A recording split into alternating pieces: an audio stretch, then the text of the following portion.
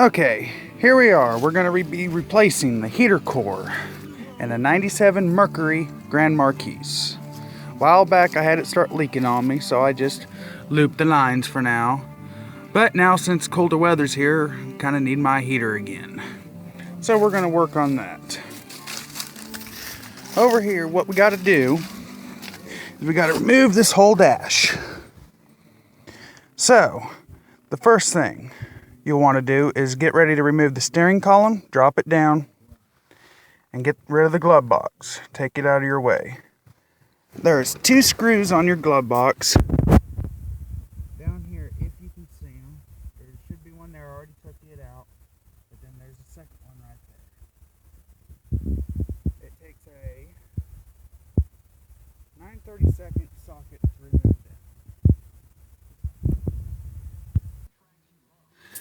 Then after you got the glove box removed, which I already do, I came over here to get ready for the steering column. You will need to take off your e-brake release, which there's this bolt right up in there, which I already got that off, which it's the same as the glove box bolts, 9/32. Then we got another one right up there we got to remove to take this cover off so we can get to the other bolts. Once you got them 2 screws out, you pull the panel off. Usually you just got to take a screwdriver, stick up inside here just a little bit, and pop it right off. Usually comes off pretty easy. Don't worry about them extra wires right there. Them are stuff that I've had added to the car over time.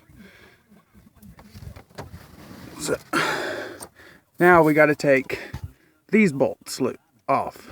There's one here, there, and there's 2 more in the back if you can see them. Should be able to. It might be kind of dark, but after you remove them, the steering column will drop down for you to give you extra room.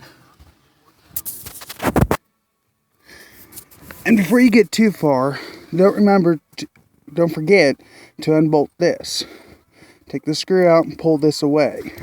That is the cable for your shifter to tell it what gear it's in, so you know up top.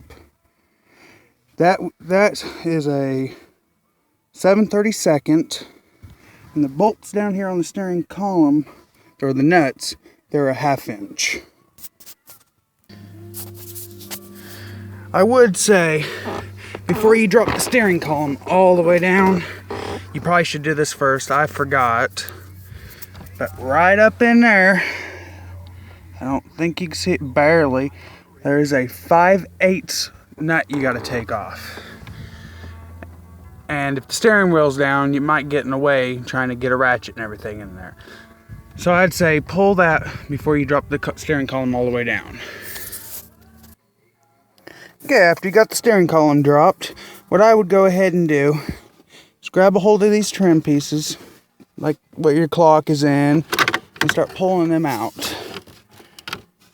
You might have to get over here. There we go, get that out. Just fall. Then grab this one. They actually make tools for it, but it don't matter how you do it. I haven't broke one yet. Then you just unplug them, and then unplug that one, and get them out of your way. I would go ahead and remove the airbag out of here, which there's a screw there and here, which they are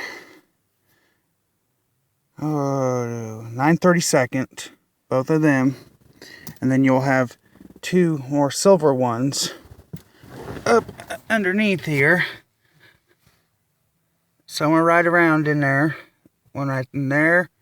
And over here, that are a 5/16 to remove. And once you do that, go ahead and pull out your airbag and unhook the wire and put that to the side so it's out of your way too. And go ahead and take the 9/32 screw from right here out and go ahead and pull your vent out of the way so you have more room too. Then go ahead and remove this piece of plastic out of your way. You'll have to pull this back, reach behind to pull these little tabs right here out of them holes so you don't try to break them. You just move that out of the way, and then you can take a 10mm socket and go ahead and take this nut off and so you can get ready to pull the dash. And I about forgot, over here you got to remove all the plastic here too. Take this bolt out of the way. I about forgot about it. And to pull the plastic off, when you pull this out just a little bit, there's a black piece here. Right there. And all you gotta do is somehow get behind it. Screwdriver, unless you got fingers, it'll do it. And you just pull it away, pull it out, and then that will slide right off of it. And that bolt is a 5/8, so you know. Then you need to remove this whole piece of plastic up here, which is just clipped in. Just take a screwdriver every so far and help pry, and you can get the clips up. And then you'll have more bolts back there you need to remove. I got the cover off, which now there's 3 of them, I believe. They're 9/32. Should be 3, one on each corner and one in the middle. I believe that's all that's up there. Okay, I got all the screws out, and then I realized there's this block here. I'm not for sure exactly what it is. It says turn on adjust. I don't know. I'm thinking it might be a temperature unit. I'm guessing. I don't really know. But go ahead and unplug it and get it out of the way, and just make sure you put it back on. Okay, I realized you didn't have to unplug this. You could leave it there, no problem. And now I got this coming back, which is only 2 screws actually held it. It was the center one and the far one. This one over here didn't hold nothing except for this, so it really didn't have to be removed, I guess. But better be safe. Get it out of the way. And you just start grabbing the dash in places that are easy to grab and start working it out on both sides. And you try to work it out as where you get that side as far out as possible. And I forgot one thing. Down there is 2 bolts. It's up on this unit. It helps when you actually leave the dash up before you try to go work on them, but you need to remove them too.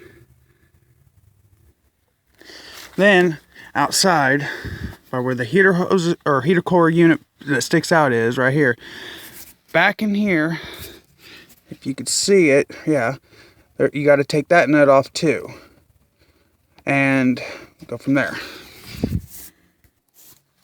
And it is a 7/16, so you know. Go ahead and unplug this plug and this one down here. Go ahead and get them so they're up out of the way. Just tuck them in behind something or whatever. Keep them out of your way. Now I just realized that they got a nut hidden way back there. I got the extension ratchet with the swivel on it right now. Or the ratchet ain't on it yet, it's about to. But you gotta remove it. It's a 7/16. They would have to put one in a hell of a spot. After you get that nut off, you can actually just grab it, which I got it moved out now, and pull it right out pretty easy. Now I'm going to see about taking it all the way out, or I might just do it as it sits. I'm not for sure. Okay, I decided I'm going to do it right where it sits. There's 5 screws, or bolts, one there, yeah, there, one right there. And they are all 5/16. So now that's what you need to remove. After you got them 5 screws removed, all you gotta do is grab the unit, pick that right up, set her to the side, get her out of the way. And you grab it, do your whole heater core, and you pull it right on out. You might have to wiggle it because, you know, the room wise, but just get it pulled up. Pulled on out. There you go. Now you got it out. Now somewhere on this leaked. I don't know where I got the hole exactly, but I got tired of my windshield getting all antifreezed over from this thing. And the floorboard's getting wet.